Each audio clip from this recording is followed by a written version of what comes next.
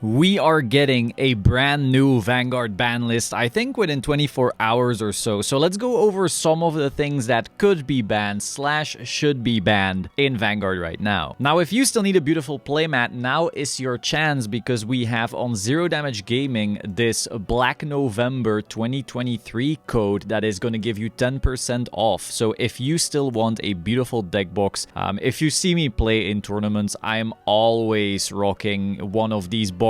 Usually this one if I'm going to be on Granblue or something like that. But of course, I have like a lot of them matching with various decks that I play. And then of course, you also have the beautiful playmat. So you can use the code BLACKNOVEMBER 2023 to get 10% off. And also note that a variety of boxes / mat designs are going to be removed from the site again. It's kind of a tradition by now. We just go and get rid of some of the designs to kind of clean stuff up because after a while, it's just too many. It's all piling on. It becomes too hard to even follow where everything is. So now is your shot to pick some up still. There's also going to be an update to the Vanguard Mastery course. So if you buy it right now, it's actually going to be like an uglier PDF. So sorry for that. You can still use a discount, of course, but the course will be a bit uglier while I'm adding a bunch of updates right now. That should hopefully be live and updated like next week or so. So go pick up your beautiful boxes / mats today using the code BLACKNOVEMBER 2023. So now for the ban list, of course, we're going to go format by format. First of all, we have Overdress. Now, this is going to be like a typical thing that always happens in Overdress, where you might currently see some decks being too strong, but then eventually they kind of just fall off because of natural power creep. Like you have new sets coming out constantly.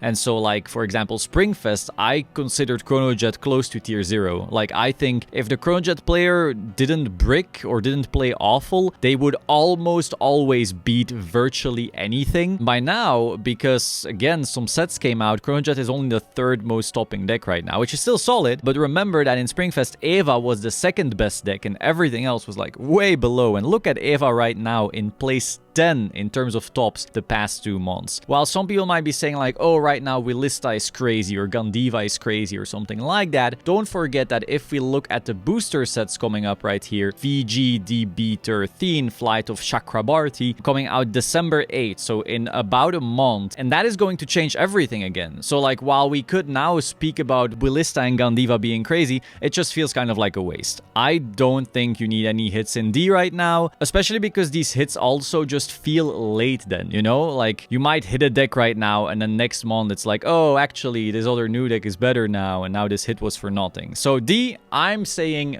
no changes, even though it's possible that we see some copy-paste from Japan, and then maybe we get hits anyway, I don't know. Next, we have V Premium. So, total tops right here. In the first place, we have Tavas. This is the best deck, in my opinion. You saw me get a 3rd place in BCS Austria with Tavas, qualifying Worlds again. I picked the deck because it's the best one. I mean, to be fair, I asked my friends who are really good players, like, hey, what should I play? They said Tavas. I'm like, okay, Tavas, boom. We've seen some other really good players also do really well with it right here. Tavas just feels like this deck where you ride up and your whole deck is instantly live, and then every single turn you get so much more value because you get 2 markers rather than the 1, at least whenever you rewrite. But whenever you don't rewrite, you're still getting those markers, and then you scale pretty well because your pursuit assaults keep getting bigger, and then you draw a billion cards. And so overall, this is just the best deck. Now, the issue is I don't actually think it's the best deck by much, and also the promos actually change a fair bit. Now, V still has its major issue where it gets virtually no support, but the one thing that it is given is those promos. You know, all those promos say the same thing. You check top 5 and you find a card and add it to your hand. So it's like kind of a deck thinning while also consistency buff, but then their top skill is really what matters, because some clans are getting broken top skills and other clans are getting kind of okay top skills. So if you look at, for example, one of my favorite decks, Great Nature, the skill we got on that card was not that great. You know, we got a little sheep card and it's like cute, but it doesn't really matter. It's a slightly better binoculus tiger, I guess, so that's fine. But then you look at something like Ange and holy shit, that new promo is insane. It is basically the top 5 check, you know, consistency buff, but at the same time, it is also a Spica. And if you don't remember Spica back in G, that is a multi-attack extender. That is so crazy in a deck that already has solid multi-attack. And beyond that, and this is something not a lot of people are considering, the strongest part about Anj is really the package that has been the strongest part about any Bermuda deck for the last years, and that is Lizelot plus Aqua. That high roll of in the early game just going Lizelot, plus something on board, start bashing, ride Aqua, get the Lizelot back, plus it again on board, boom, bash, bash, bash. That early power and plussing is incredible. And this Check Top 5 promo basically searches more of that. The odds of you opening that insane high roll has now increased. Some people might even be playing Pearl Sisters. Your odds of Pearl Sisters early have also increased. And so, for example, Anj is getting much better with the promo. So imagine if now you see like, okay, Tavas is clearly better than Anj currently. I mean, it's putting down, you know, the double of the tops almost. But notice Tavas already had its promo, and that promo really helped. That Repress Strike Dragon or whatever, it was a really good multi-attack. So if you now hit Tavas, but you aren't keeping in mind that Anj is getting way better with its promo, feels again kind of like in D, where you're hitting something when you're not really taking into account other things coming as well. Very similar story, for example, for Nitros. Nitros recently got its new promo, and it's basically a Check Top 5, so extra consistency, but then it's also a Colombard. If you remember Colombard in G, at least, it was a multi-attack extender. So once again, Nitros now gets more multi-attack, just like Anj, and also gets way better. This is also why we're seeing it put up more results now in V. It was kind of gone before the promo mostly, but the promo is really changing stuff. So once again, now you go, oh, Tavas is so strong, we gotta hit Tavas. But you don't know, Nitros is already starting to catch up thanks to its promo. And so right now, I don't think we can just go off tops and hit stuff. I also feel like there's other decks getting their promos that can change. Like maybe Gurgit is gonna be really solid with its new promo, but because that card also seems crazy. So overall, I don't think we should be hitting things in V just yet. There are still too many clans that are getting their promos, and those promos are very impactful, and the meta is changing somewhat because of those. But again, there is nothing banning can do that will fix the inherent issue with V, which is no support. Again, promos, okay, meta shifts a little, it's a little exciting, but beyond that, there's not much we can do. And what are you gonna do? Are you gonna ban 48 decks so we have a fresh new V format? I don't think so. We need new support, and we don't need bans for now. Now, of course, if it turns out, oh, actually, the promo Anj God is broken and this is now tier 0, sure, then we can talk about hits. But right now, that doesn't seem to be the case. So let's just let this play out. V doesn't need hits either. Then we get to Premium. This is probably the one where most people have ideas for hits. But you know what else is a hit? These beautiful deck boxes, baby, and these beautiful playmats. So right now, you can go to zerodamagegaming.com and pick yourself up some beautiful playmats and deck boxes using the code BLACKNOVEMBER2023 for 10% off. Also note that there's free shipping inside the USA and Canada, and a bunch of the designs are going to be vanishing as always. We gotta keep things fresh, gotta clean up the website, so some of these will be vanishing. Pick up some pretty ones right here, use the discount code, enjoy. First of all, we have Eradicator. This seems to be like, for a lot of people, the hot topic deck. This is the deck that gets the most stops. Now, I do want to say, looking at the format by just stops doesn't really work, because I think you also need to look at matchups in this format, more so than in the other formats. And the biggest example of this is basically Gridora and Chaos. A lot of people would see Naru right here and think this is the craziest deck ever. And don't get me wrong, it's a crazy good deck. Like, it's very strong. But part of it was also because a lot of people were still coping on Gridora. Gridora, in my opinion, is fine. I think it's annoying. Like, I don't like facing this deck. I don't like this card. It's not fun. But beyond it being like this ridiculous floodgate that turns off some decks and then does nothing against other decks, this deck doesn't have much going for it. You know, it has its main deck, which got slightly better. I guess Brilliant Blister is a pretty good card. But if you put Brilliant Blister into literally any other deck, it would be way better, because all these other decks are actually doing things. You know, the Gridora turn, if you told me right now Gridora loses its floodgate and the only thing it does the Malignantis minus and the multi-attack from Gridora, I would go, okay, nice tier 7 deck. That should show you that it's actually not really doing much by itself. The only thing it does is stop your opponent from playing the game, which is cringe. I get it. As a Granblue player, I don't like versing this deck. But so the second this deck plays against a deck that doesn't care about its floodgate, the whole deck falls apart. You verse Naru right now with Gridora, and you're just like, well, guess I'll pack it up.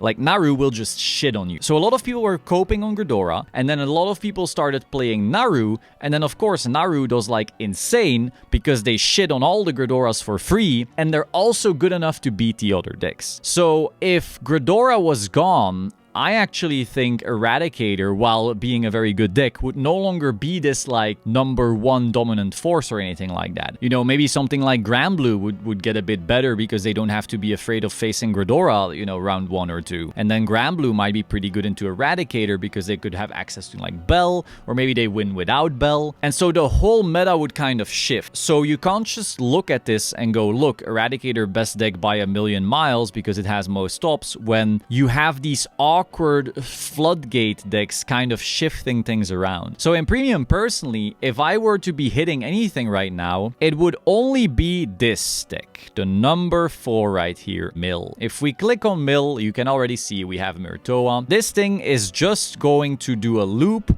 that decks out the opponent. And that is, in my opinion, just cringe. Vanguard is currently not designed for this. There's no counterplay. I do think the deck is pretty shit. Like, the deck will randomly fall apart very often, and you can often rush it and then it does nothing and it just bloop, the deck is gone. But sometimes they will just run hot and you can't do anything about it and they will loop you out of the game, and that's it. I don't like that existing. I would like this to be hit in some way, especially before Worlds, because otherwise Worlds is going to be cringe. You know, like, some person is going to go, well, I'm not going to be able to win by just playing clean. You know, I won't outplay some of these other players, so I'll just play this deck and then I'll get my free wins sometimes and hope that's enough. And maybe it works out for them, but maybe it doesn't. But it's not really in your control. So I kind of find this deck very cringe. I would just ban Myrtoa, get that shit out of here. It's not interactive, it's not interesting, it's not skillful, it's just loop and pray, and I'm not a fan of it. I would not hit Eradicator, oddly enough, even though it's like top deck, it's just fine. Now, with that being said, there is one argument for hitting Naru, and that's that it itself is also gatekeeping decks. So you might be thinking, oh, interesting, so you have like Mega Colony, which is kind of gatekeeping, and Chaos, which is kind of gatekeeping, but Naru is actually gatekeeping in its own way. Because if you right now are an Excel deck, you're also kind of hurting. Like, I right now would love to play a little Great Nature, you know, have some fun. I'm already qualified for 2 formats anyway for Worlds, so like, I could technically just play whatever the hell I want. I can't, because if you play Great Nature right now, and you are always giving Naru free draws, and then free 30k to the front row, you just cannot compete with that. So any Excel deck, and especially if you're playing an Excel deck that is wanting to use history collection cards, because then you have 2 Excels giving them 4 draws and giving them plus 40k to the front row,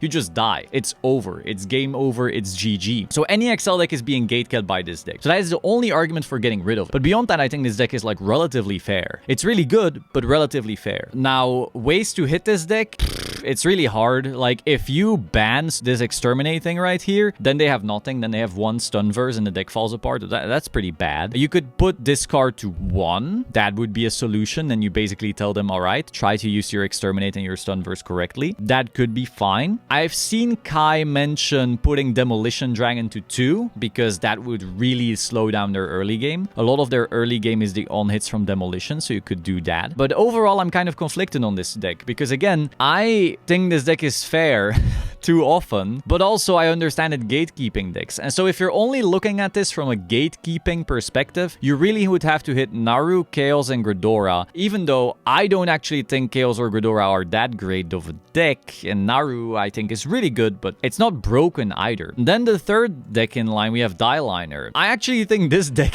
this is going to be a hot take, I would rather see cards get hit in this deck. And this is not because I think it's insanely great or anything. I just think that Linka is a really broken card, and whenever DP beats you, it's not actually up to you. Like, if their stand does the PG break thing because they drew everything in the correct order, they just auto win, you know, and then it's just checking some crits, and now you just have to hope that you drew Sanctitude. So it's not up to you whether you beat DP, and DP will often enough still fall over because, like, early game it has nothing, and then they still need time to ramp up their shield. It's kind of like Ramp Druid basically in Hearthstone, or a green ramp ramp deck in MTG. Oh, you don't get your ramp early, so now you fall over and die, kind of that deal. But whenever that doesn't happen, you're just staring down like this auto win that you can't do anything about. So actually, not right now. I think like this deck is not the best deck in the format or anything like that, but I do find it annoying how you can't choose, you know, to beat this deck. Like there's no strategy around beating this. It's kind of hopium constantly. So I think one day the stand might need a hit. And then so Mill,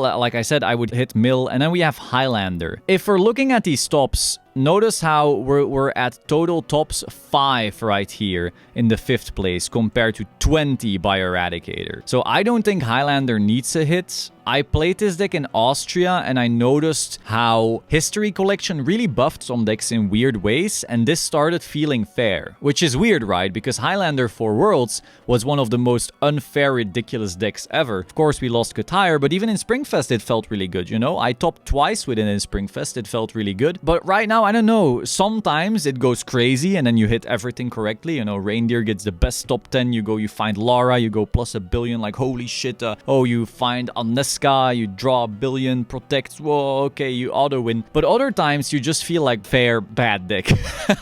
So that is the one issue with this, like Reindeer whiffing and so forth, and that kind of keeps it in check. So I don't think this needs hitting, though personally, if I was in charge of Vanguard right now, and don't give me that, you shouldn't, but if I was in charge of Vanguard right now, I would ban Reindeer and I would bring back Katire. Because I think like the most interesting form of Highlander is the Katire deck, and I think this is the slightly less interesting version. But I mean, of course, we're not ready for that conversation. And also Katire is broken as far. I mean, I get why she's gone. But that's what I would do. So overall, I don't think this needs a hit. It's like, you know, pretty down here. Look at it. It has just as many tops as Shiranui. Come on. This is the Mizukaze deck. Shiranui is literally just Mizukaze Turbo. If you guard against this early and you don't get mad unlucky, this deck just doesn't do anything. I don't know. I think like the fact that you have these diverse tops to a point where all of these decks are so equalish means the format doesn't really need that many hits beyond, you know, I think Mill. Like Mill is ridiculous. Mill needs to go, even though it's not the top deck by any stretch of the imagination. But I think the format overall is in a pretty good state. Now, I understand some people want Gridora gone. And look, I play Granblue. Granblue is my favorite clan. I won't always play it because sometimes I just think it's incorrect for a given event. But if I you know, want to have fun, Granblue is my favorite clan. I hate Gridora. I hate this card with a burning passion. But I also think this deck sucks. So like, I can't just go, oh, this needs to go. This deck is bad and needs to be hit. Like that just, you know. So it just depends. Do you think that decks should be hit just because they are unfun? In that case, sure, nuke this. Like, fuck Gridora. I hate this card. But if you only want to look at, you know, how good decks are, then I don't think this deck deserves a hit at all. All right, then we have Nitros. Some people were suddenly talking about hitting this deck.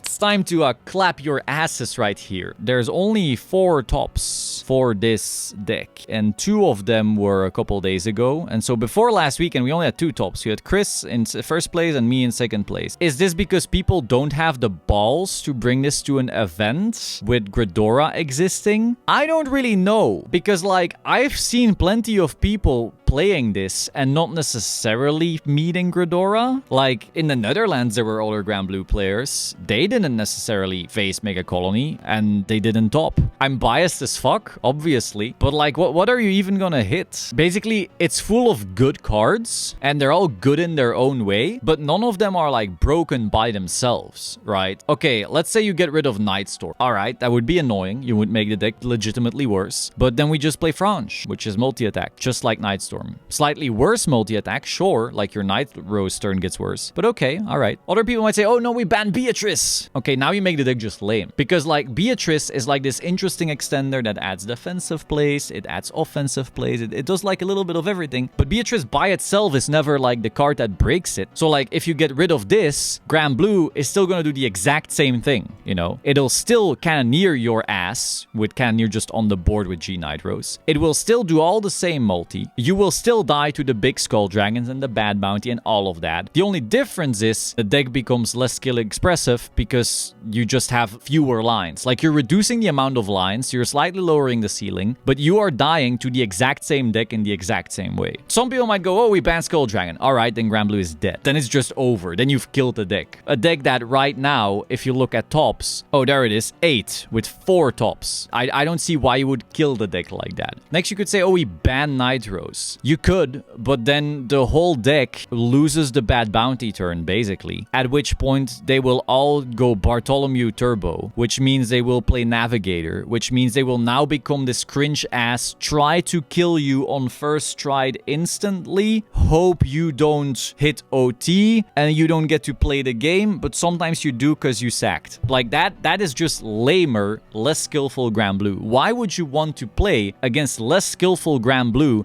that sometimes blows you up and sometimes does nothing? That feels like turning Granblue into Dimension Police, which is more frustrating to play against. You could ban Ghost Chip, I guess, so then you don't get the early plus. That would severely actually be annoying. Honestly, hot take, this sounds weird and I just figured it out on the spot. I think if you wanted to actually make Granblue worse, it's you ban Ghost Chip. Because this way, their turn 2, like, Colombard will basically grab Ripple Banshee, which will still be a draw, but then their turn 3 will suck, and their first strike they can't do the draw too. So you're actually making the deck like a fair bit worse without making the deck less skillful, without making the deck dead. However, do I think this deck needs a hit? No. That's why I also like Premium so much more than D and V, because there are like a lot of lines and there's decks with like the highest ceiling possible and so many little things. I like that about a game. Honestly, I would hit nothing except for the mill right now, which is weird, right? But that's my take on Vanguard Premium. And if you want to look at just fun, then you need to hit something in Gridora and something in...